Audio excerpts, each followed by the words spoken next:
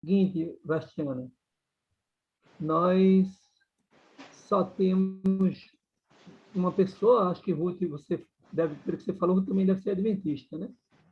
Então, para Nayara não perder a viagem, eu vou partilhar com todo carinho e amor o que eu preparei com muito carinho e amor também. Tudo bem, Amém. Nayara? Tudo Você bem, se pastor. incomoda de eu estar falando unicamente para você, além da Bastiana? De jeito nenhum será um privilégio ouvi-lo. A Ruth está aqui Diretamente do também. Brasil para a Doutora Verinha Alemanha. falar tanto do Senhor. Ah, você conhece minha irmã Verinha? Conheço, fiz terapia com ela. Ah, que bom! Beleza, vou dizer para ela que você esteve comigo aqui.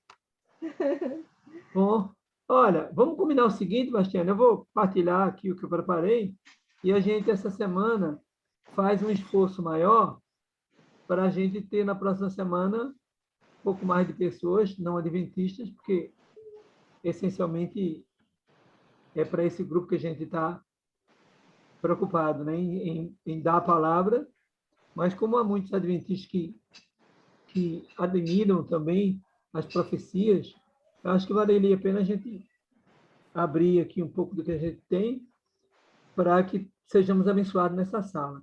E semana Amém. que vem, todo mundo, como diz aqui na minha terra, em Pernambuco, passa sebo nas canelas para correr atrás do povo e trazer mais gente semana que vem, se Deus quiser. A minha Combinado? intenção era ter trazido minha filha, mas hoje ela está viajando de Belém para o Maranhão e aí não pôde participar. Para o Brasil, essa hora é chata demais. Mas vamos ver. Vamos lá, então, né? Posso Vamos. partilhar, Bastiana? Pode sim, pastor. Pode deixar que essa semana eu vou novamente entrar em contato em cada pessoa Eu para também reforçar, vou né? fazer isso aqui no Brasil. Embora a hora seja inconveniente, mas a gente vai tentar assim mesmo. Pela graça de Deus, vamos deixar o Espírito Santo trabalhar. Vamos lá. Então, hoje, eu devo repetir essa mensagem na próxima semana, que a gente começaria semana que vem. Beleza, Bastiano? Vamos lá. Hoje, na verdade,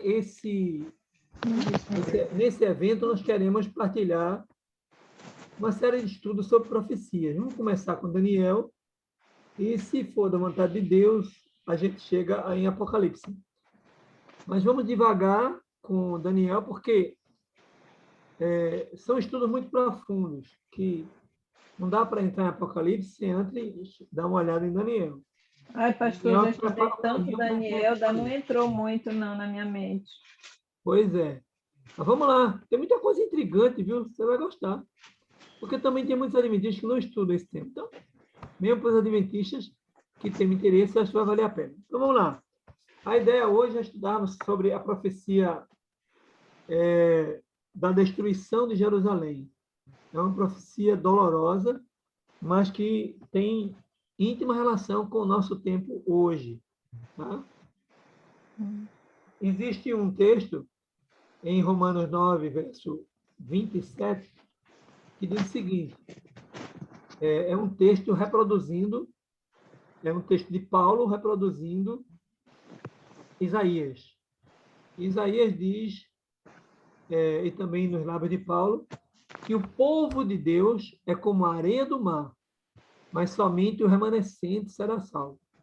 Então, assim, entregar-se a Cristo, viver o Evangelho, não é suficiente. É preciso que essa entrega seja profunda. É o que Jesus chamou de batismo na água e batismo no fogo. Então, o que é que aconteceu? O povo de Deus não teve esse perfil, apesar de estar perto da chama grande parte do tempo, né? Vendo todas aquelas maravilhas acontecerem no Egito, vendo a sarça ardente, vendo Deus presentemente abrir o mar vermelho, se manifestar também lá no meio do povo que estava idolatrando o bezerro de ouro, viu Deus derramando o pão do céu, o maná, viu Deus com a chama de fogo protegendo da noite aquela luz que brilhava, e viu Deus projetando a sombra para que eles caminhassem sem sofrer tanto no deserto. Então, mesmo estando tão perto do fogo, eles não conseguiram vivenciar. Isso é doloroso, né? Porque nós estamos longe das experiências que eles viveram. Então, corremos um risco ainda maior. Que eles vivenciaram tudo que vivenciaram e permaneceram frios, indiferentes, teimosos, quanto mais. Imagina a gente, né? Então, vamos lá. Que profecia foi essa? Bom, antes de entrar mesmo na profecia, eu preciso começar a contextualizar o porquê Isaías chegou a pronunciar a maldição da parte de Deus, dizendo que Jerusalém seria destruída, e que seria terrível, terrível, terrível. Que as mães comeriam a carne dos filhos, haveria fome. Vamos ver já já. Mas, assim, onde tudo começou, né? Primeiro, lá atrás, Deus disse que não queria rei, que o rei deles era ele mesmo, porque era uma teocracia. Mas como os povos vizinhos, e essa é a bronca, são os nossos vizinhos, né? São as pessoas com as quais nós convivemos, que geralmente se distanciam, e como nós estamos no meio do mundo secularizado, tendemos a ter a mesma postura, como está acontecendo hoje, né? Nós, de modo geral, adventistas, vemos na TV tudo que todo mundo vê, raramente alguém consegue selecionar, adultera, como todo mundo está adulterando lá fora, mente, é infiel, rouba a Deus, não diz das ofertas. Tudo isso estava acontecendo, foi acontecendo pior, foi piorando, piorando, piorando, e aí houve a divisão de Israel, porque o rei Jeroboão Jeroboão. agiu de maneira injusta, ouvia os novos, depois ouvia os mais velhos, perdão, ouvia primeiro os mais velhos, depois os jovens. Os jovens disseram, aperta mais. E ele apertou mais do que o pai, que o Salomão já apertava demais. E o resultado foi a cisão, gente. Ficando as 10 tribos em Samaria, e ao sul, Roboão ficou com 2 tribos apenas, que era o pessoal de Judá, com sede em Jerusalém. Então, isso se deu por conta da pecaminosidade, por conta da idolatria, por conta da prostituição, da marginalidade, do distanciamento de Deus. E isso é como diz Jesus: quem tem um filho tem a vida, quem não tem, não tem a vida. Então, se eu me afasto de Deus, eu me afasto da vida. E foi o que aconteceu. E o pior, né? Antes que viesse a destruição total, eles começaram a lutar entre si. Tem reis que passaram 30, 40 anos no reinado, e a Bíblia diz que eles lutaram o tempo todo com Samaria. Nunca teve paz. Então, ali eram os irmãos matando os seus próprios irmãos. Antes, o inimigo vinha de fora. Agora, o inimigo estava dentro da própria casa, matando uns aos outros. Nós corremos esse risco também, por conta de muita desunião das igrejas, falta de trabalho beneficente, falta de trabalho evangelístico. E aí aquela turma fica ali, por isso que ela diz que deveríamos ter igrejas pequenas, porque as grandes, com 500, 1.000, 2.000 pessoas, vivem mais em briga, discussões, desentendimentos, orgulho, presunção, do que na adoração verdadeira. Então, assim, chegou num ponto que não tinha mais como segurar.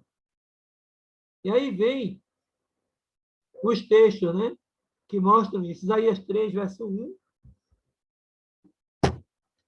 Eu quero ler aqui para vocês, porque eu vou pedir para o pessoal ler quando estiverem comigo, né? Então é bom começar aqui lendo. Isaías 3, e verso 1.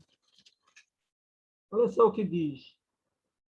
Porque eis que o Senhor dos Exércitos, tira de Jerusalém e de Judá o sustento e o apoio, todo sustento de pão e todo sustento de água. E por aí vai. Os outros textos vocês podem ler depois. Então, veja, outras traduções do sustento chama de bordão, né? Então, como pastor, Deus retira de Jerusalém o bordão e o cajado. que é a vara e o cajado. É o símbolo de proteção e cuidado.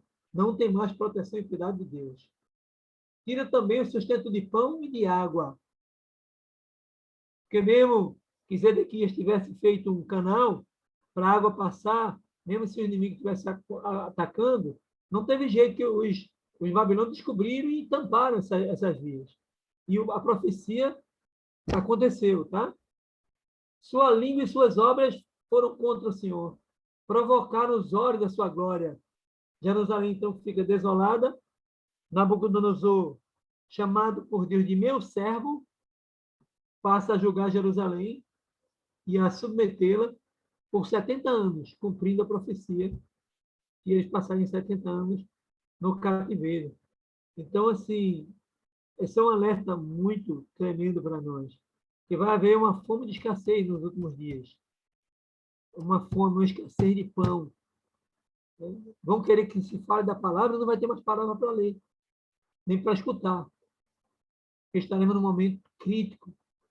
Então, nós vamos viver esse momento, onde não vamos ter pão nem água, quem nos preparou. Vamos sofrer o cerco, vamos ser sacudidos para fora da igreja, porque vai ter, muitos vão ser sacudidos, né? Eu espero que nós não, mas vai haver sacudidura. Ellen White diz que muitos são colocados para fora, quando for sacudidos, e fica só o remanescente, o trigo. Então, precisamos nos preparar, porque essa história tende a se repetir no futuro. Então, Pastor, foi? eu posso fazer uma pergunta? Pode. Como fica a situação de nós cristãos que sabemos dessa profecia, que nós precisamos estar preparados com mantimento, com um local mais afastado? Eu sei também que existem pessoas que não vão poder sair da cidade, que não vão poder se preparar. Mas o que acontece com pessoas assim? É o Espírito Santo que vai estar atuando e dirigindo o que essa pessoa deve fazer no momento? Ela vai realmente sofrer as consequências de não ter conseguido se preparar? Você consegue dizer como que vai ser isso? Bom, a orientação divina, lá na frente, eu vou te responder lá na frente, não agora, porque eu vou mostrar o receio que Deus tem com as cidades. Aí eu vou tocar nisso. Se eu esquecer, você me lembra, tá? Vamos lá, vou caracterizar a Babilônia, né? Ela ficava junto ao rio Eufrates, tá? Perto ali do chamamos de Bagdá. 1.500 quilômetros de Jerusalém. Imagina agora o povo cativo, a maioria nus, tá? Andando cerca de 15 quilômetros por dia, muito mais, eu acho, porque era preciso mais de 3 meses para chegar lá. Andando 15 quilômetros, precisaram provavelmente andar mais do que 15 quilômetros por dia para poder chegar lá em cerca de 3 meses ou um pouquinho mais. Babilônia, na época, era o berço da civilização. Né? Você vê aí a foto, uma foto aproximada do que era o Jardim Suspenso da Babilônia, que era o lugar mais, uma das 7 maravilhas do mundo, né? Construída por Nabucodonosor. Então, é uma loucura, né? Que era aquela cidade. Muita ostentação, luxo, era um povo muito convencido, porque estava no ápice, né? Era o maior de todos os reinos de poderio financeiro e econômico, tá? Por isso que ele foi comparado com a cabeça de ouro na estátua, né? Uma cidade cheia de impiedade, crueldade e descrença, um centro de idolatria, onde os deuses eram servidos, tá? Um berço de distorção sexual, onde o sexo era parte do culto aos deuses, eles adoravam os deuses, e notem, todas essas características, elas se tornaram comuns a partir de Salomão. Então, a característica que era de Babilônia, ela passa a ser da igreja. É por isso que em Apocalipse, quando é apresentada a igreja de Laodiceia, a 7ª igreja, é dito que ela se autoafirma como sendo rica e como alguém que de nada tem falta. Então, esse quadro aqui é o quadro da Igreja de Deus, da nação de Deus, que chegou a fazer as mesmas coisas, inclusive adorar a Baal, a Astarote, a Mamon, e lá em cima dos altos eles tinham orgias sexuais como parte do culto. Isso foi praticado por inúmeros reis e liberado também para a população. Então, isso aí é uma das maneiras mais cruéis de Satanás atacar a Deus. Ele diz, olha aí o teu povo, os teus adoradores aí, o que eles estão fazendo? Então, é uma vergonha muito grande. E hoje nós temos outras formas de idolatria. É um celular, é uma Netflix, às vezes é o próprio marido, é a própria esposa, são os filhos, às vezes é a família, que a gente idolatra. É a televisão, que é uma espécie de deusa no meio da casa, que você não tem controle sobre ela. Então, hoje, as formas de idolatria são diferentes, mas não menos importantes. Tá? Era um reinado de orgulho, de soberba e de altivez. Exatamente como a Laodiceia diz que é. Vou contar uma historinha aqui para vocês. Tomás de Aquino recebeu um convite para visitar o Papa no Vaticano. Tomás de Aquino, além de padre, era um filósofo. E ele foi. Chegando lá, o Papa se preocupou em mostrar só riquezas. A Capela Sistina pintada de ouro, os mármores de Nacarraro, sua prataria e os seus tesouros em baús. E ele chega a dizer, estás vendo, Tomás? A igreja não precisa mais dizer que não tem ouro nem prata. E aí Tomás lhe disse, Vossa Santidade tem razão. A nossa igreja não precisa mais dizer que não tem ouro nem prata. Mas, lamentavelmente, não pode dizer, levanta-te e anda, referindo-se ao episódio da Porta Formosa, quando Pedro, pertencente a uma igreja paupérrima, disse, olha, eu não tenho ouro não, nem tenho prata, mas o que eu tenho te dou, poder, levanta-te e anda. Então, assim, eu costumo usar essa ilustração para mostrar que nós temos uma igreja hoje rica, mas pouco poderosa. Precisamos de muito mais poder. Por quê? Porque essas características comuns que eram de Babilônia, dos gentios, se tornaram comuns entre o povo de Deus. Por isso que Romanos 9, 27 diz que o povo de Deus é como a areia do mar, mas com remanescente será salvo. E Jerusalém? Como Jerusalém chegou a ser a menina dos olhos de Deus? Como Jerusalém chegou a ser a menina dos olhos de Deus? Está no Salmo 87, né? Salmo 87. Qual verso, se eu quiser, eu leio. Salmo 87. Se você tiver uma Bíblia aí, Bastiane, ou a Nayara, se quiser pegar uma Bíblia, porque a gente partilha aqui, cada um lê um pedacinho, né? 87, 1 a 3. Ó. 87, de 1 a 3. Salmo 87, de 1 a 3. Fundada por ele sobre os montes santos. O Senhor ama as portas de Sião, mais do que as habitações de todo Jacó. Gloriosas coisas se tem dito de ti, ó cidade de Deus. Olha que coisa linda, gente. Os fundamentos estavam nos montes. Tá? O Senhor amava suas portas, porque eram lugares abençoados, por onde passavam sacerdotes do Altíssimo. Tá? O povo que ele disse, vocês são raça eleita, sacerdócio santo. Então, as portas por onde eles passavam eram abençoadas. Coisas gloriosas se diziam de ti.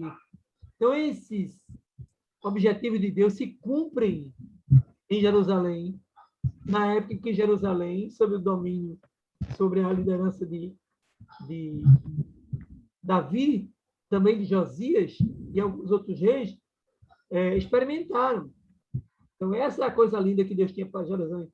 Para que Jerusalém, apesar de ser uma cidade grande, fosse um contraponto, uma referência de como deveriam ser as cidades. Tá? Então, assim, a ideia era que as pessoas fossem lá para conhecer o Deus. E muitos no mundo conheceram a Deus nessa época áurea de Israel, né? considerada a cidade de Deus, perfeita em formosura, o gozo de toda a terra. Porque nessas épocas que a rainha de Sabá visitou Salomão, por exemplo, é porque na Etiópia, em todos os lugares do mundo, já se ouvia falar da fama. E muita gente ia lá levar presentes para Salomão. Essa era a ideia de Deus. Mas, lamentavelmente, esse povo se distancia, como nós hoje temos nos distanciado, e isso nos coloca num grave perigo. Ou nós somos diferentes do que a maioria está sendo, ou nós vamos juntos quando tudo for destruído, porque todas as cidades da terra serão destruídas. Não vai ser mais Jerusalém. A profecia para o futuro, em Apocalipse, aponta a destruição de todas as cidades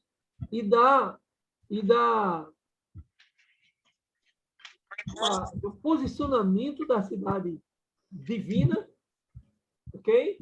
Em lugar de todas as demais que fugiram do ideal de Deus. Ele vem com a cidade santa que desce do céu ataviada como uma noiva preparada para seu marido. Imagine, né? Imagem. Então, vamos lá. Nos anos 605, 597, foram 3 ataques. E, finalmente, em 586, foi quando aconteceu a derrota totalmente. Porque Deus queria manter a cidade. Por isso, Deus disse através de Jeremias, se entreguem. Agora não dá mais para fazer nada. Não tenta lutar. Porque você lutar sem o cajado, você lutar sem a presença do Espírito Santo, você lutar sem o aval de Deus, você está correndo um grave risco. Eu não vou encarar o mundo de frente sem antes renascer de joelhos no meu canto, na minha oração com meu Deus. Esse renascimento acontecer todas as manhãs. Então, veja o que aconteceu. Né? Ele matou quase todos os nobres, tá? De Judá, e príncipes também, incendiou a casa do rei e as casas do povo, incendiou tudo, destruiu a cidade. Derrubou os muros. Essa imagem que você pode ver, ó, essa imagem aqui, é uma junção de areia que eles fazem para poder invadir as muralhas e atacar com as catapultas, né? Que eles tinham com pedras enormes que iam derrubando. E terminaram entrando na cidade, destruindo tudo. Aí, Nabucodonosor leva todos os utensílios do santuário, quase 6.000 objetos de ouro, de prata, de bronze. Aí ele mata Zedequias, mata os filhos dele, na frente dele, e fura os 2 olhos. Leva ele amarrado e cego para o cativeiro. Então, nesse quadro que a gente está traçando aqui, de destruição, de terror, de morte, de angústia, não sei se dá para imaginar isso. Pelo menos tem aqui uma imagem, né? Eles incendiando a cidade totalmente. Dá para ter uma imagem. Imagine você ali dentro. Porque vai ser assim no final dos tempos, viu? Não vai ser mais pela água. Jesus disse que ia ser pelo fogo, a destruição. Então, vamos estar aí no meio. Vamos estar no meio do fogo. Só que no meio desse fogo, Deus tinha o remanescente. Diga amém? Amém. No meio desse fogo, ele tinha o remanescente. E no meio do fogo final, ele também terá o seu remanescente. Bom, por que eu quero mostrar agora? Que eu quero mostrar que mesmo no contexto desse tão de desolação, Deus ainda tinha um povo seu. E isso pode acontecer ainda hoje, e também no final dos tempos. E que característica deverá ter, se espera que esse povo tenha? Né? Vamos ver essa história que a gente vai aprender isso. Quem eram esses príncipes escolhidos, né? Daniel 1, 3 a 4. Se você tiver aí, Nayara, ou mesmo Bastiane, pode ler para a gente, tá? 1 de 3. Daniel 1, 3 a 4.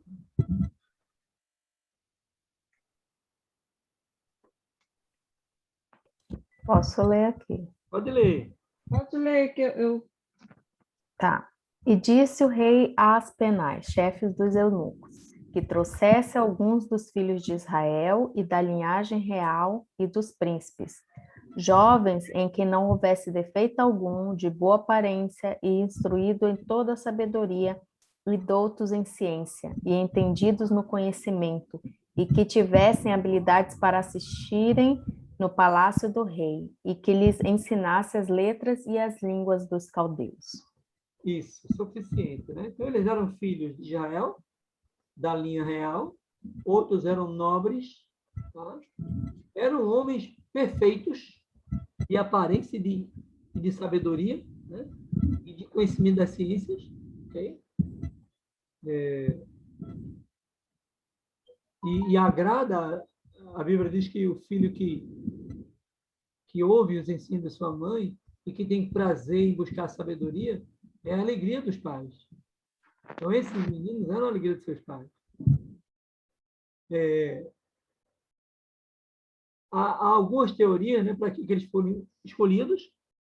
Alguns acham que foi para servir de refém as famílias que ficaram, porque se elas se rebelassem, eles seriam mortos. Outros acham que foi para que eles fossem capacitados para trabalhar no reino que se expandia cada vez mais de Nabucodonosor. E outros acham que era para doutriná-los, aculturá-los da cultura hebraica, para eles internalizarem a cultura do mundo. Então, assim, todos nós hoje estamos sendo bombardeados pelas mesmas perspectivas que eles foram bombardeados. Tá? Nós temos uma igreja, nós temos um Deus, nós temos a Bíblia, nós temos um modo de ser evangélico, né? E tudo isso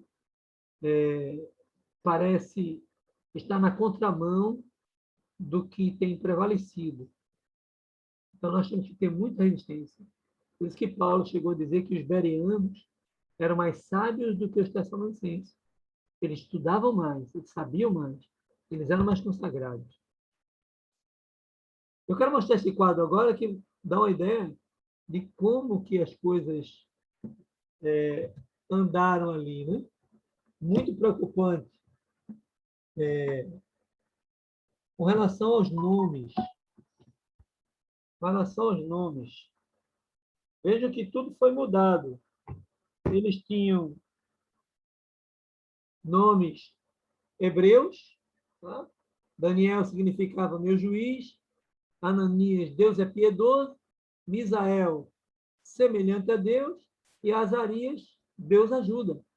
Cada nome, né, lindo, que expressam, porque em Hebreus, nos Hebreus, geralmente o nome tinha a ver com o caráter da pessoa. Eu não sei como é que eles acertavam, mas era assim. Jacó era enganador, e foi o que ele fez a vida inteira, até ter aquele encontro no Vale de Jaboque com Deus. Agora, vamos ver a mudança, né? Porque o nosso nome é o nosso caráter. Eu não sei se o nome de muitos irmãos hoje são nomes que expressem essa ligação com Deus, ou se são nomes que expressem sua ligação com a idolatria. Né? Eles mudaram. Então, Belsazar passou a ser minha vida é a vida do rei, Sadraque passou a ser inspiração ao Deus Sol, Mesaque passou a ser servo da deusa Sheba, e Abdenego, que significa o servo de Nebo. Então, esses nomes foram mudados na intenção de mudar também o caráter, mas eles não vão conseguir isso. E essa é a grande lição para nós hoje. Né? Então, os jovens são desafiados, okay? Daniel 1, 12. Daniel 1, 12. Quer ler, Bastiano? Posso ler? Vamos lá. Experimenta, peço-te. 1:12, né, pastor? Isso. Tá. Experimenta, peço-te, os teus servos 10 dias, e que se nos deem legumes a comer e água a beber. Pode ir em frente. Até o 15. Ok. É, e ele... qual o verso agora, pastor? Verso 13 ao 15. Então, se examine diante de ti a nossa aparência, calma, e a aparência dos jovens que comem a porção das iguarias do rei. E conforme vires, procederás para com os teus servos. E ao fim dos 10 dias apareceram os teus semblantes melhores, e eles estavam mais gordos de carne do que todos os jovens que comiam das iguarias do rei. Então é isso, a preparação por uma alimentação excusável, que foi o que eles fizeram, né? E fizeram uma proposta que surpreendeu, né? O chefe da guarda lá, olha, eu quero comer comida normal, não quero comer essas comidas do rei. E em 10 dias, o semblante deles estava irradiando. E eles pareciam muito mais sábios, muito mais bonitos, muito mais fortes. E essa é mais uma lição para nós, porque o regime original, lá do Éden, não incluía a carne. E depois, em Levítico, Deus ensina os alimentos que deviam ser evitados e os alimentos que deviam ser ingeridos. Carne de porco, carne com seu sangue, né? Animal de unha fendida, aqueles detalhes todos. Aquilo ali é importantíssimo, né? Então, por que eles mudaram? Por que eles... Então, tem todo esse texto, nós vamos ler agora, que não vai dar tempo, né? Mas o texto mostra essa ideia de que o nosso corpo deve ser cuidado. E quem não cuidar do corpo pode pagar um preço alto. Inclusive, nesses últimos dias, quando vierem as perseguições. Nós vamos precisar estar bem fisicamente, para correr, subir montanha, se esconder. Okay? Então, quem o destruir, será destruído. Jesus disse, vós sois santuários. Quem destruir esse santuário, será destruído. Corpo e espírito saudáveis. Tá? 10 vezes mais doutos do que os magos e astrólogos. Foi como eles apareceram diante do rei. E permaneceram assim diante do rei. Né? Foram escolhidos. Há um texto que diz, vistes a um homem diligente em sua obra, perante reis será posto. Então, Deus terá sempre um lugar especial para aqueles que são diligentes e obedientes às suas ordens. Né? Bom, aí agora vem para o final, mostrando o porquê de tudo isso. Deus não queria Jerusalém, Deus não queria cidade grande nenhuma. Porque desde quando inventaram aquela história de Babel, que ele desembaraçou todo mundo, porque ele não queria grandes concentrações, como Xangai, Los Angeles, Nova York, Viena, ou mesmo aqui em São Paulo, Rio de Janeiro. Okay? Aí, olha o que ele diz para provar isso. Isaías 14, 21. Vamos dar uma olhada.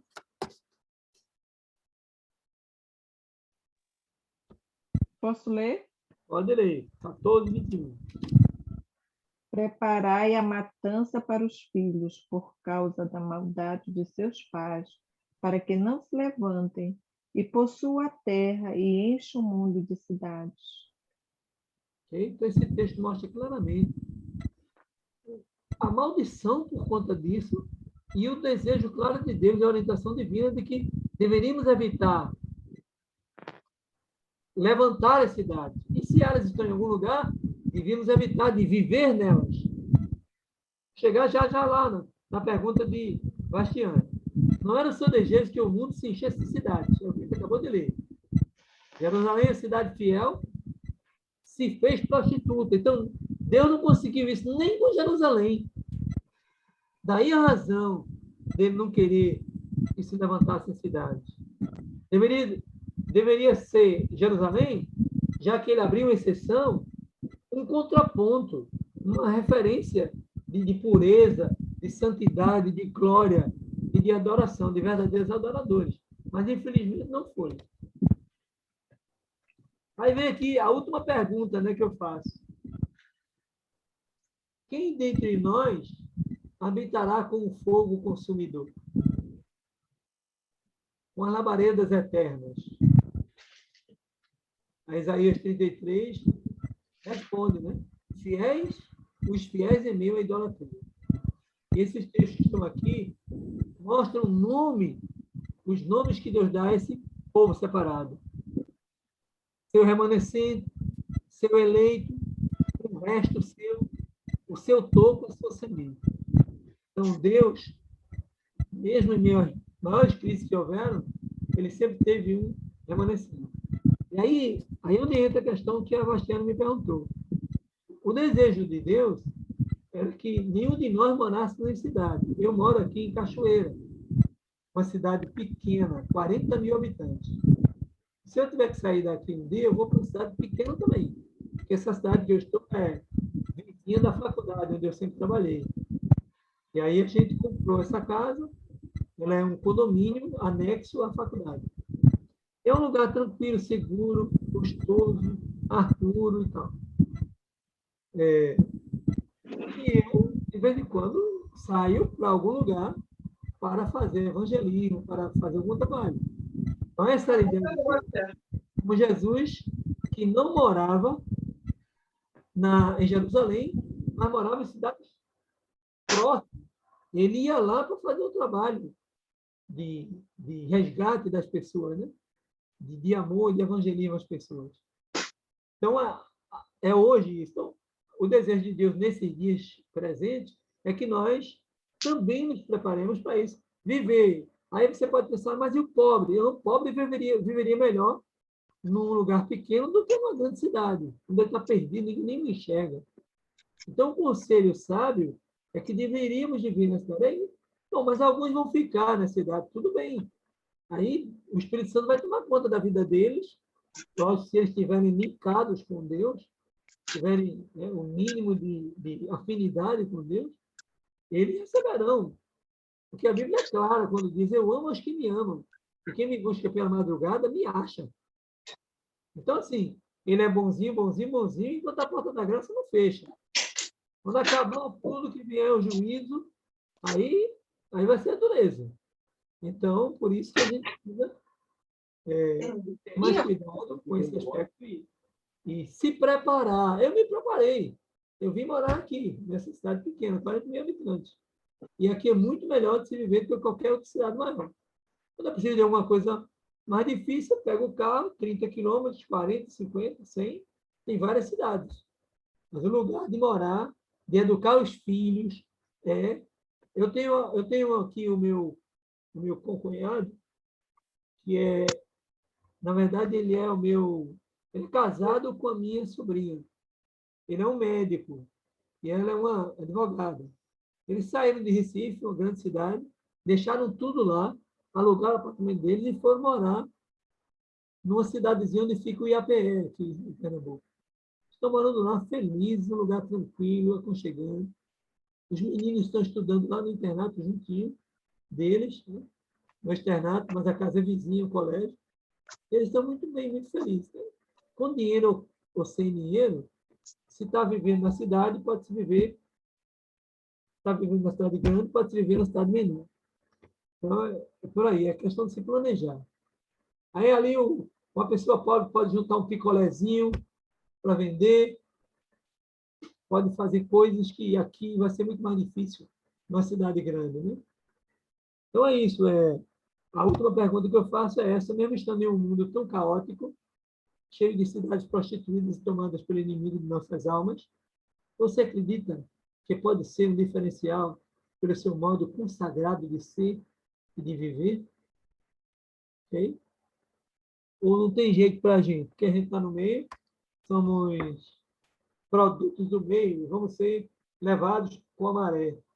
Ou a gente pode dar o freio e continuar firme e forte. Estou vendo aqui o Jorge.